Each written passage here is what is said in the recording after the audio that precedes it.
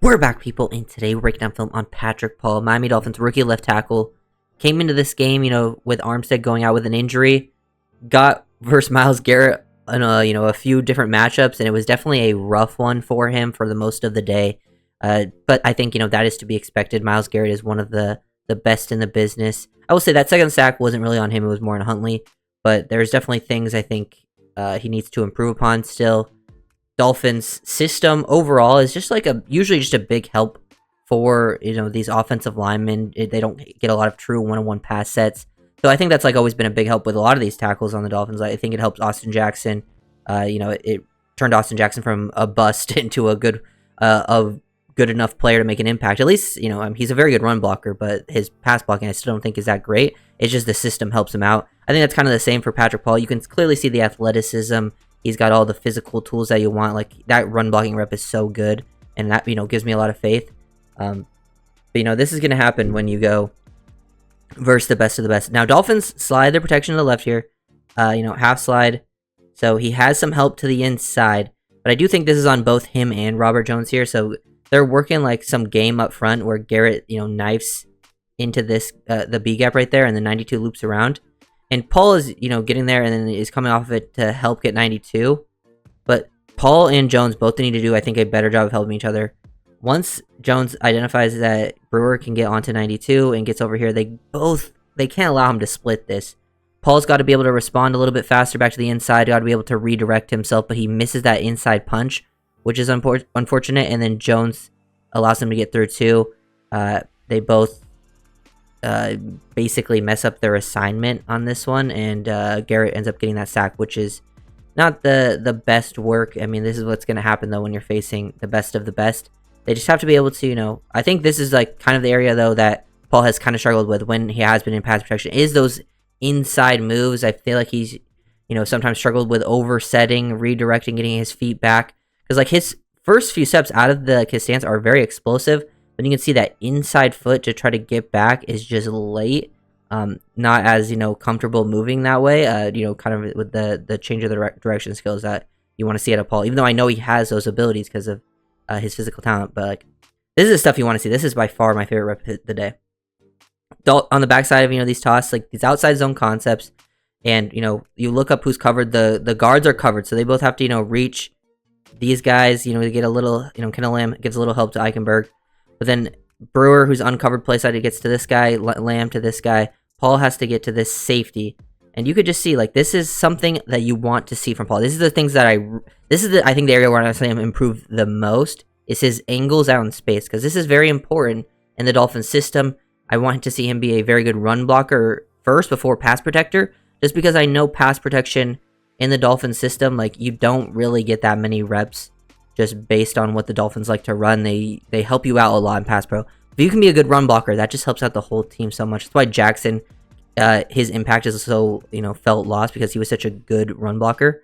But Paul takes great. He explodes pretty good off the ball here, good explosiveness, and then look at this angle.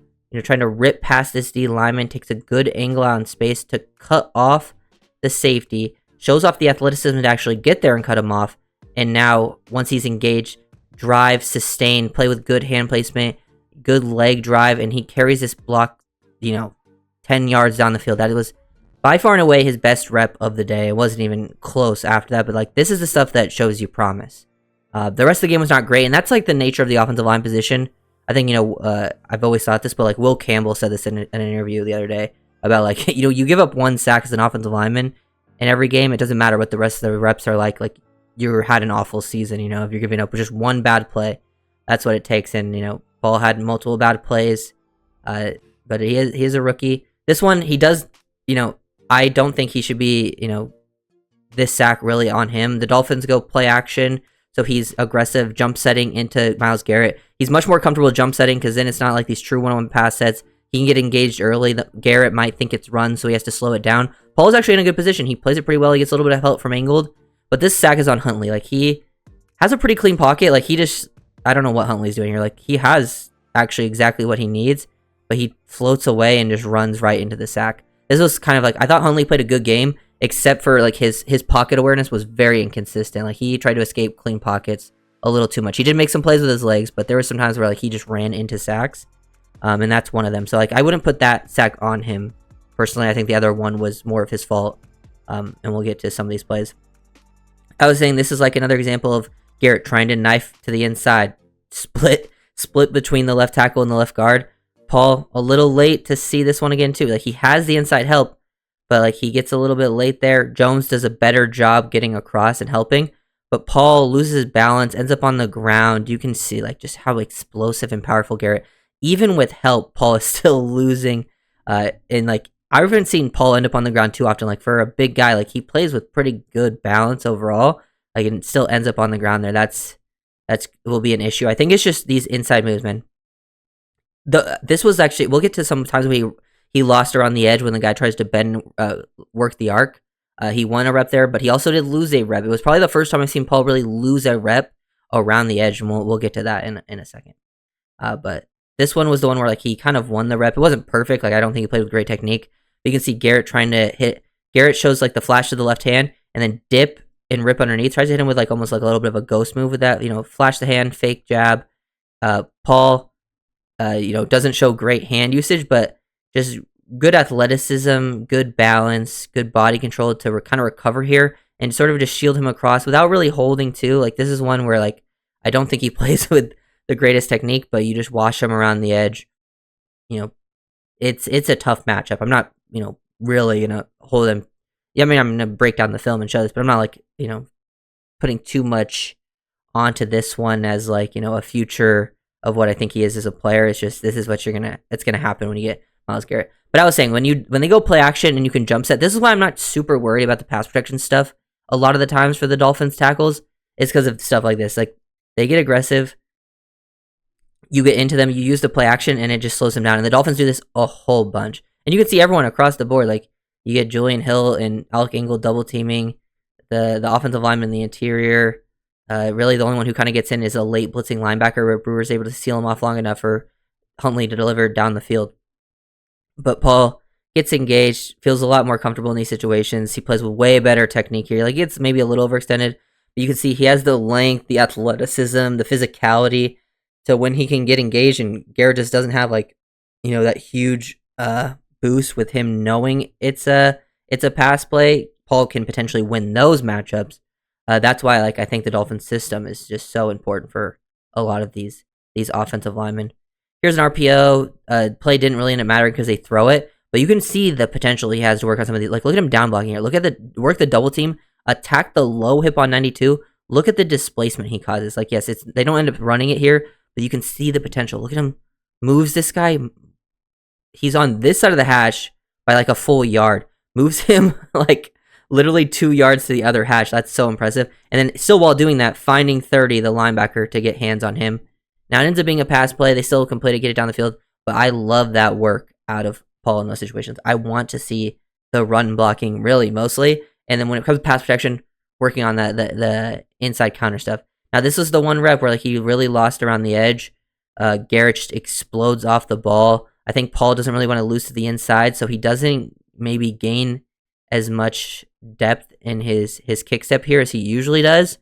So, and Garrett recognizes that, sees that he has this outside half, and you could just see the dip and rip underneath. And Paul is not able to recover this time, not able to get him wide enough, and he actually gets called for holding right here for hooking him. It's a pretty, I mean, he loses this rep regardless. It's a pretty weak holding call. It's not like he really stopped his momentum at all. He did get hooked around him, but he let go of it pretty quickly, and I don't think he really affected that pass rush too much. And then Huntley, I think, throws it away or throws it down into the flat. But that was like the first time I really seen Paul lose that type of rep, and that just shows you how good Myles Garrett is as a player. He's absolutely dominant. Especially when he's gonna have reps like that, where like this is a true one-on-one pass set. No help from Robert Jones because he works around the outside this time. Like the protection does still slide to his side, and it's straight drop back game from Huntley. And yeah, that was. It's going to be a rough day if that's what he has to do consistently. And then this is the last play I wanted to break down. Another example of him just like out in space trying to cut off. Like he's on the backside of a toss, outside zone. He has to cut off 12. 12. This guy plays it better than the other guy did, so he's able to recognize it a little bit quicker. But at least Paul is out there, showing some athleticism out in space. I think he doesn't quite get as much on him as you would want. But like, say there was a cutback lane here, this guy could have over pursued, and he also still gets hands on the other safety. At least Paul is doing some good work out in space. You can see him at least trying to adjust his angles, get exactly where he needs to be, get hands on people.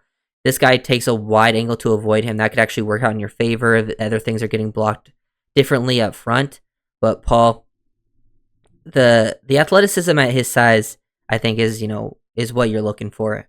These are things going into next season. You might not have, like, Lamb's retiring. Armstead might retire. I think he might be done. Patrick Paul and Austin Jackson might be your two tackles. Not, I think if you were in a system where like you had to play as like a true, drop back passing game a lot, you would be a little worried about them. But I think as long as they can show some good stuff in the running game, because they play with some physicality and they are athletic dudes, the Dolphins get some powerful guards next to them. With Brewer, continuing at center, that could be a very intriguing offensive line, especially from a run blocking perspective.